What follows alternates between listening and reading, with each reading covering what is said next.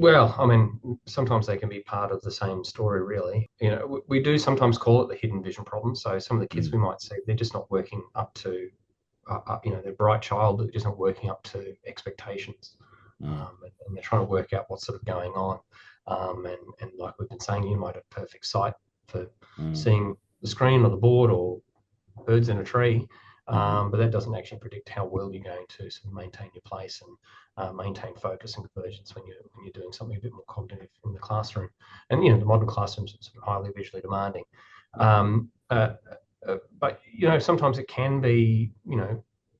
We have to ask the question.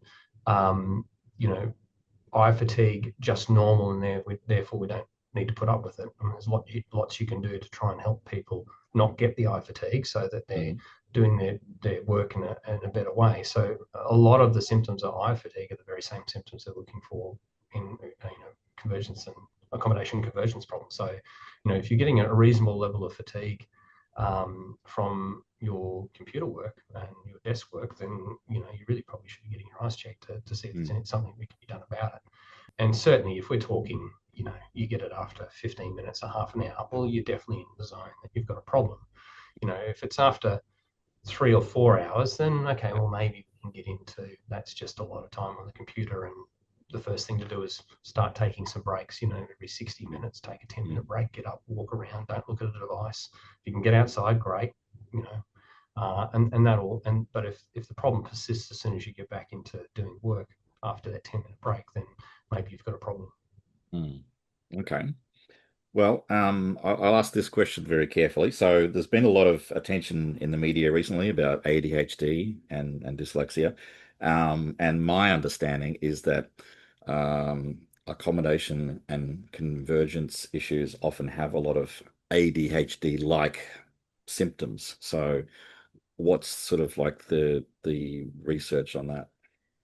Yeah, look, there was a body of research done around convergence insufficiency, and they did look at ADHD-like symptoms. And if you look at a symptom checklist for convergence insufficiency and some of the previous symptom checklists for ADHD, there were a lot of commonalities. Because if we talk about those performance symptoms, avoiding close work, not being able to concentrate, and not being able to attend well, those sorts of things, you need to rule out a vision problem as part of the diagnosis for ADHD. So part of the workup is Mm, which part of those symptoms might be a vision problem, and which part of those symptoms might be more related to the actual condition itself. On top of that, there is some evidence that if you take a group of kids who have been diagnosed with ADHD, there's a higher prevalence of things like convergence insufficiency in that population. So, yet another reason to help these kids so they're not dealing with two problems, because we can treat convergence mm, insufficiency. So if we can treat that, that's one less problem that they need to deal with. And if you treat a child and their ADHD-like symptoms disappear, well, it wasn't ADHD to begin with. Now, I'm not getting into, suggesting that a lot of kids are being misdiagnosed, or I've heard people say that, and I don't think that's fair. But we do have a responsibility to make sure that the kids are not dealing with two problems at the same time. And the same thing in when we talk about dyslexia. I mean, the whole debate around vision versus other things as a cause of dyslexia. We're not getting into that. It's around, if I have a human being who's not performing well at school and I discover a vision problem, it shouldn't matter whether they have dyslexia or whether they're a normal reader. That vision problem may well get in the way of their best performance, whatever that may be, and they deserve the right to have that vision problem managed. Because if we look at dyslexia, it's often considered to be a lifelong problem.